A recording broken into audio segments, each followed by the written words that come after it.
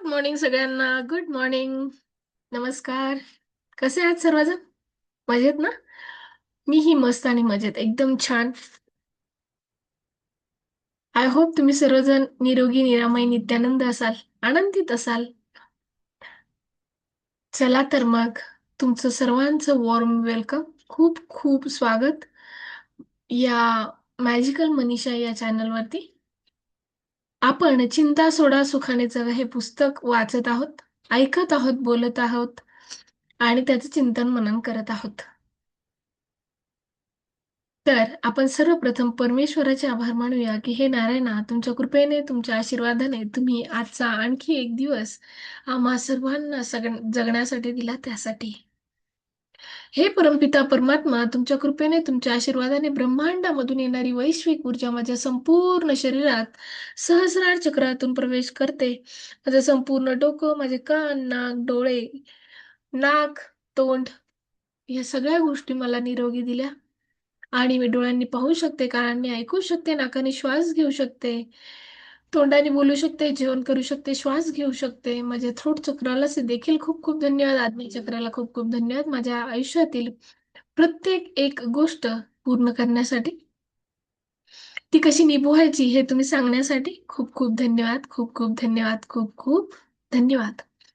धन्यवाद नारायणा, तुम्ही प्रत्येक क्षणी, प्रत्येक सेकंदाला माझं हृदय चक्र, थ्रोट चक्र, मणिपूर चक्र, स्वाधिष्ठान चक्र आणि मूलाधार चक्र, माझे संपूर्ण शरीर, हात, पाय, शरीरातले प्रत्येक अवयव निरोगी, निरामय देण्यासाठी, वैश्विक ऊर्जा भरभरून देण्यासाठी खूप खूप धन्यवाद. माझ्या मनातले, माझ्या शरीरातले, माझ्या माइंड मधल्या, बुद्धीतल्या आणि सोलवरच्या निगेटिव्ह गोष्टी डिलीट करण्यासाठी खूप खूप धन्यवाद. मी पूर्णपणे पॉझिटिव्ह आहे, सकारात्मक आहे आणि मी सकारात्मक होऊनच प्रत्येकाशी बोलते, काम करते. त्यासाठी देखील मी तुमचे सर्वांचे, युनिव्हर्सचे, नारायणाचे मनापासून आभार मानते.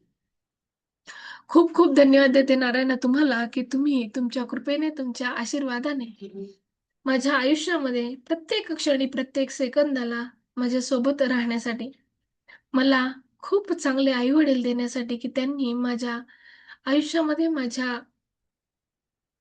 जीवनामध्ये आमूलाग्र बदल घडवून आणला. माझं जीवन सकारात्मक बनवून एकमेकांचा आदर करण्यास शिकवलं. त्यासाठी खूप खूप धन्यवाद. खूप खूप धन्यवाद. पंचतत्वांना आकाश, वायू, अग्नी, जल आणि पृथ्वी ह्या पंचतत्वांना मनापासून धन्यवाद आणि आभार. कारण आपलं संपूर्ण शरीर पंचतत्वांनीच बनलेलं आहे. त्यामुळे मनापासून धन्यवाद द्या पंचतत्वांना, आई-वडिलांना, सासू-सासऱ्यांना, नवऱ्याला, बायकोला, आपल्या मुलांना. आपल्या आयुष्यात प्रत्येक जो व्यक्ती पैसा घेऊन येतो, आपण त्याला पैसे देतो. हा व्यापारी असू शकतो, शेतकरी असू शकतो, कोणताही व्यक्ती असू शकतो. त्या व्यक्तीला आपण पैसा शेअर करतो. त्या प्रत्येक व्यक्तीला धन्यवाद द्या. मनापासून परमेश्वरा नारायणा, मी आभार मानते तुमचे की तुम्ही मला माझ्या आयुष्यामध्ये भरभरून पैसा देण्यासाठी नोकरी दिली. पोलीस खात्याने मला गेले 21 वर्ष भरभरून प्रेम दिलं, आदर दिला, सन्मान दिला, भरभरून पैसा दिला आणि त्यामुळेच मी माझे जीवन माझ्या कुटुंबासोबत जगत आहे. पुन्हा एकदा मनापासून धन्यवाद देते नारायणा की तुम्ही प्रत्येक क्षणी, प्रत्येक सेकंदाला आमच्यासोबत आहात. म्हणूनच आजचा दिवस आमच्या आयुष्यातील सर्वोत्तम दिवस आहे. प्रेम, आदर, सन्मान, प्रशंसा, गुड न्यूज आणि जॅकपॉटने भरलेला मला देण्यासाठी खूप खूप धन्यवाद. आपल्यामध्ये असीम शक्ती, असीम शांती आणि असीम समाधान देण्यासाठी तुमचे खूप खूप धन्यवाद. मला विपुल प्रमाणात संपत्ती दिलीत आणि मी तिचा सुज्ञपणे वापर करत आहे, यासाठी सुद्धा खूप खूप धन्यवाद. कळत नकळत घरातल्या एकत्र कुटुंबामध्ये किंवा लहान मुलांमुळं, पती-पत्नीच्या छोट्या-मोठ्या गैरसमजामुळं खूप गोष्टी आपल्या विकोपाला जातात आणि त्या आपण वेळोवेळी जाणीव करून देऊन, वेळेत मला जागेवर थांबवण्यासाठी खूप खूप धन्यवाद. खूप निगेटिव्ह गोष्टी माझं मन विचलित करत होत्या आणि त्या गोष्टी मी सोडून दिलेल्या आहेत. त्या सोडून देण्याची ताकद तुम्ही दिली, त्यासाठी तुमचे मनापासून धन्यवाद. माझ्या संपर्कात येणारा प्रत्येक व्यक्ती, वस्तू, जागा, परिस्थिती, वातावरण, वेळ, पैसा, हवामान, वाहतूक, राशी, भविष्य, ब्रह्मांड, निसर्ग आणि संपूर्ण विश्व आपल्यासाठी, माझ्यासाठी अनुकूल आहे, अनुकूल आहे, अनुकूल आहे. आपल्या संपर्कात मी धन्य आहे, मी भाग्यवान आहे. नारायणा, माझ्यावर असीम कृपा करण्यासाठी खूप खूप धन्यवाद. मला असीम धन्यवाद, असीम धन्यवाद, असीम धन्यवाद. हे नारायणा, तुमच्या आशीर्वादाने, तुमच्या कृपेने माझे घर आनंदी, शांती, समृद्धी, प्रेम, आदर, सन्मान, श्रद्धा, काळजी या दिव्य ऊर्जेने भरून गेले आहे आणि पूर्णपणे सुरक्षित आहे. सुरक्षित आहे, सुरक्षित आहे. खूप खूप धन्यवाद नारायणा, आमच्या विचारात, शब्दात आणि वागणुकीत सकारात्मक बदल घडवून आणण्यासाठी.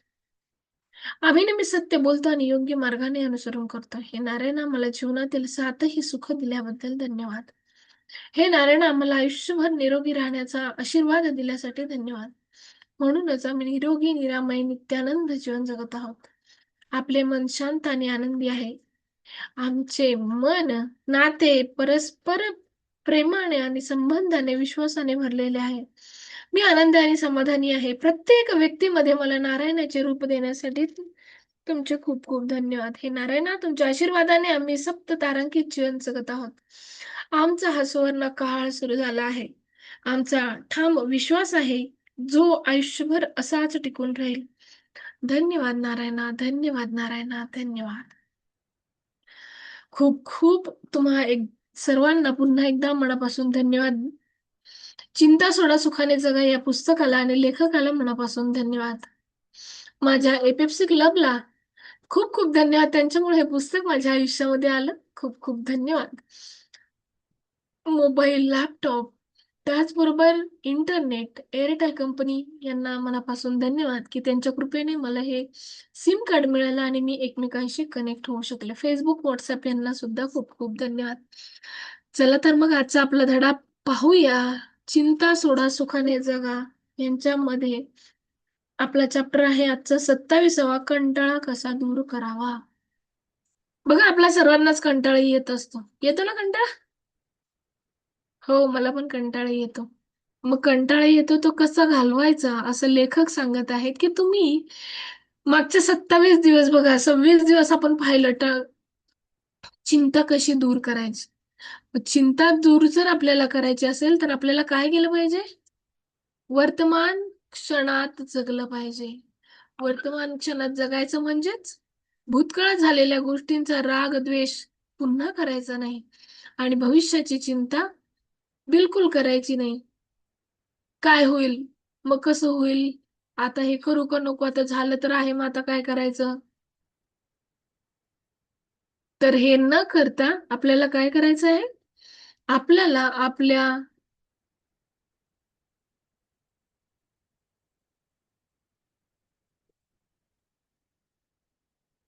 एकच मिनिट घेते मी. वर्तमान क्षणात जगायचं आहे.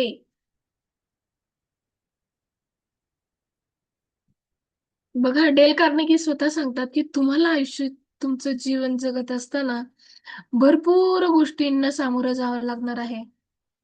राग, द्वेष, तिरस्कार, भांडणं, काय म्हणतात ना आपण, हुरबारं म्हणतो किंवा दुजाभावपणा म्हणतो आपण. ह्या बऱ्याच गोष्टींमध्ये काय होतं, मानसिकदृष्ट्या आपण खचले जातो एकमेकांचा विचार करता करता.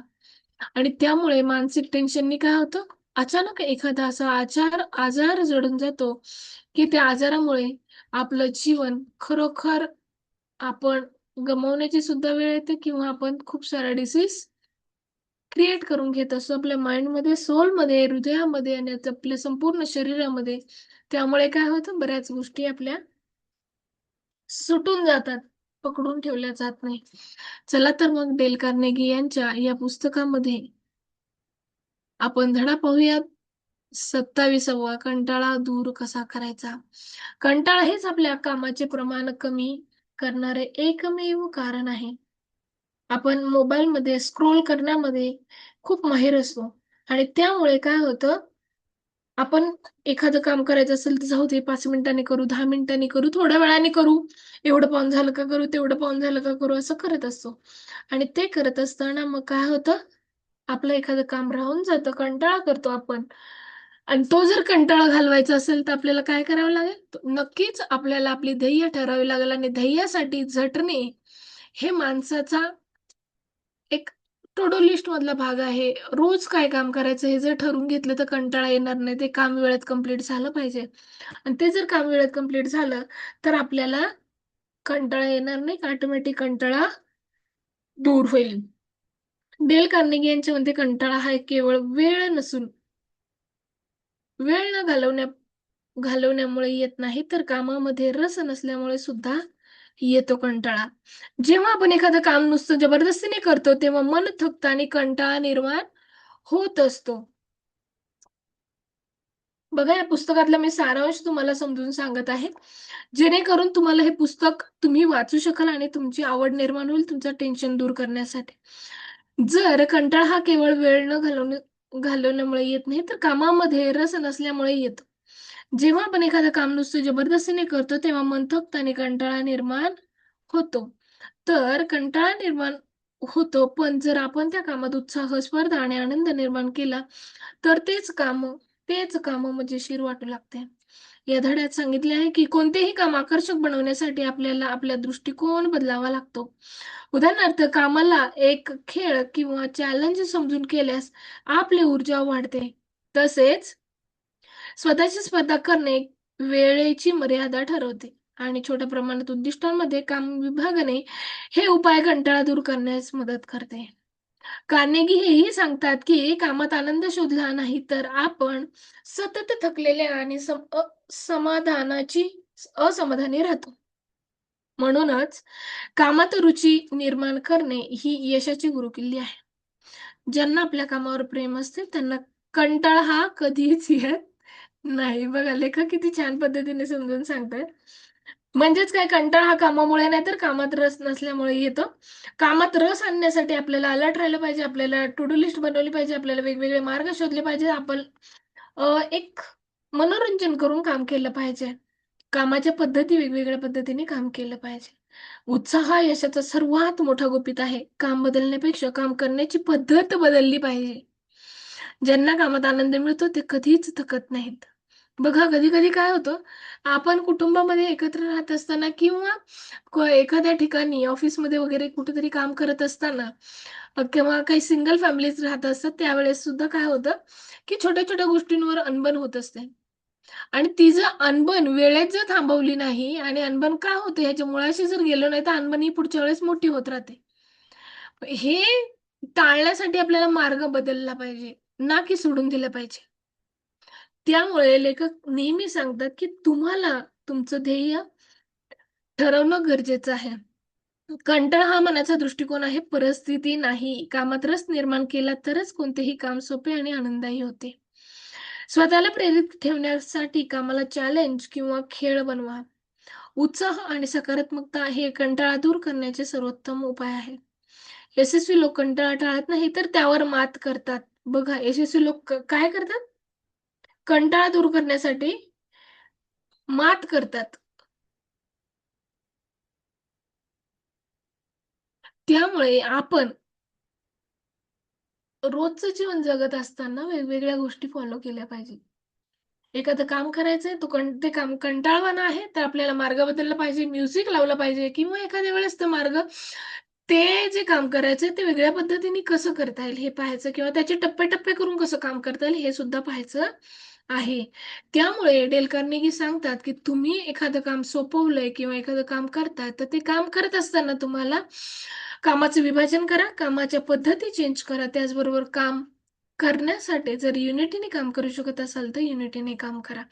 त्यामुळे तुम्हाला कंटाळा येणार नाही, स्फूर्ती निर्माण राहील आणि त्याचबरोबर स्फूर्ती निर्माण बरोबरच तुम्हाला तुमचं जीवन आनंदी जगता येईल. म्हणजेच काय होईल, चिंतामुक्त करता येईल. म्हणून हा चॅप्टर आपल्यापर्यंत पोहोचवण्याचं काम असं लेखकाने केलं होतं. ते मी आपल्यापर्यंत पोहोचवलं आहे. बघा, महत्त्वाच्या गोष्टी आपण आज पाहिलेल्या आहेत. त्यामुळे तुम्ही खूप छान पद्धतीने ऐकून घेतलत, समजून घेतलत, प्रश्न देखील विचारलेत. त्याबद्दल तुमचे मनापासून खूप खूप धन्यवाद, शुक्रिया आणि मेहरबानी. Thank you.